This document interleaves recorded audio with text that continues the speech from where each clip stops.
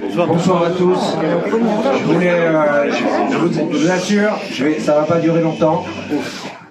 Voilà, je voulais vous souhaiter à tous une excellente année. Tous mes vœux de santé, de bonheur, tout ce qu'on se souhaite et plus. Il y a de la musique derrière. Et puis voilà, je voulais souhaiter une bonne année exceptionnelle à Damien qui a tout préparé ce soir une fois de plus. Merci beaucoup. Et une excellente année et tous mes voeux à Hervé qui n'est pas là et donc qui est le futur président à partir du 1er juillet 2025. Donc bonne année 2025. 2025, ça ne vous échappera pas, on est 2 ans avant 2027. On va vous donner des scoops ce soir. Il y a plein de surprises. Restez avec nous jusqu'au bout. Merci d'avoir passé cette soirée. Et donc, 2027, le Rotary de Dax aura 90 ans. Donc, j'ai regardé sur le collier, il y a un monsieur Lavielle qui a été le premier président en 1937. Je crois qu'il y a peu de clubs rotariens en France qui ont 90 ans. Donc, on est en 2025. 2027, je pense qu'il faut qu'on prépare ces 90 ans. Il faut qu'on prépare cet anniversaire. Alors les gens vous diront ah oui mais les centenaires. On verra. Moi je pense que 90 ans c'est quand même un bel âge. Et parce qu'après voilà. Mais on va commencer dès cette année à réfléchir à ce qu'on doit faire. À ce qu'on doit faire pour le fêter entre nous et peut-être pour faire quelque chose pour les autres. Et je pense aussi que, compte tenu de tout ce dont on a discuté ces derniers mois, il faut qu'on réfléchisse ensemble à ce qu'on veut être et quelles actions on veut soutenir dans les mois, dans les années qui viennent. Vous avez vu que moi, je suis très ouvert à toutes les initiatives et je les encourage et il y en a qui se font, d'autres qui se font pas, qui se feront d'autres années comme le concert de Noël ou et puis pour les actions qu'on a sélectionnées pour les ACS, franchement elles ont toutes été présentées.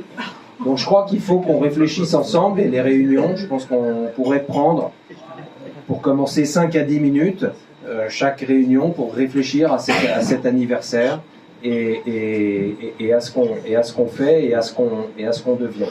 Parce que le Rotary, il y a des actions qui sont vraiment qui sont les actions fondatrices du Rotary. Et puis on a nos actions locales et il faut voir ce qu'on fait nous au niveau local dans un environnement qui va être de plus en plus compliqué pour bon nombre d'associations. Je crois que on va pas parler de la situation politique parce que ça c'est pas notre truc. Mais je crois qu'il y a deux choses, il y a deux choses qui marchent vraiment dans le monde actuellement. C'est tout d'abord l'armement, la défense. Donc il faut se rendre compte qu'aujourd'hui 75% des armes qui sont données à l'Ukraine sont américaines et à peine 10% sont européennes. Donc l'Europe est totalement larguée sur ce qui marche en ce moment. Vous avez un deuxième truc qui marche, c'est l'intelligence artificielle.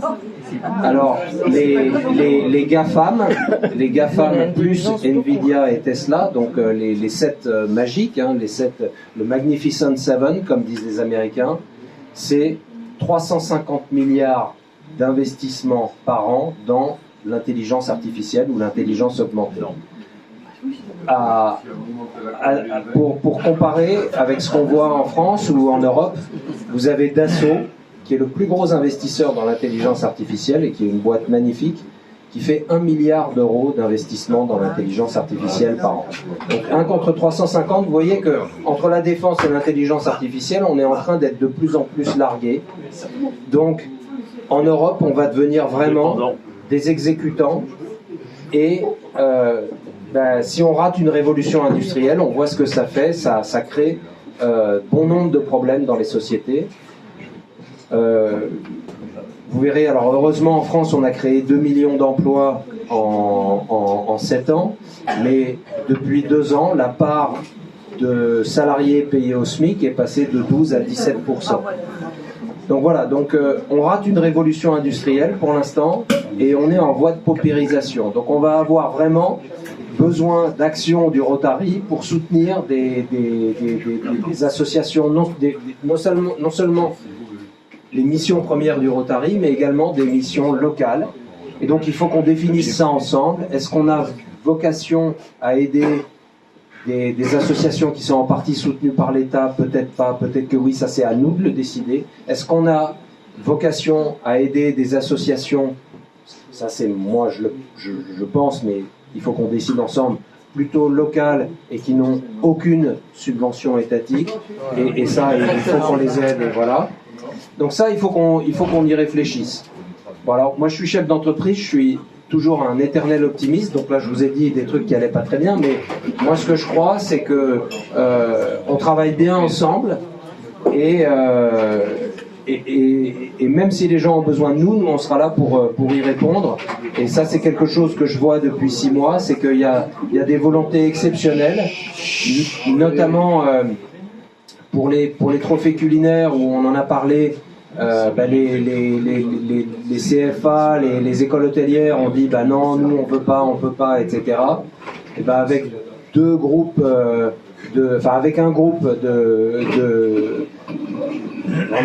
de travail, on est en train d'essayer de monter 2 actions. Peut-être qu'elles verront le jour, peut-être qu'elles verront pas, mais on est en train d'essayer de monter 2 actions parallèles. Et donc ce que je vois, c'est qu'on a quand même une énergie au sein de notre club qui est assez extraordinaire.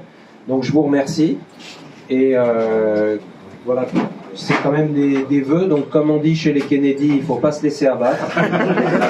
Et je vous souhaite une excellente année et je vous embrasse tous.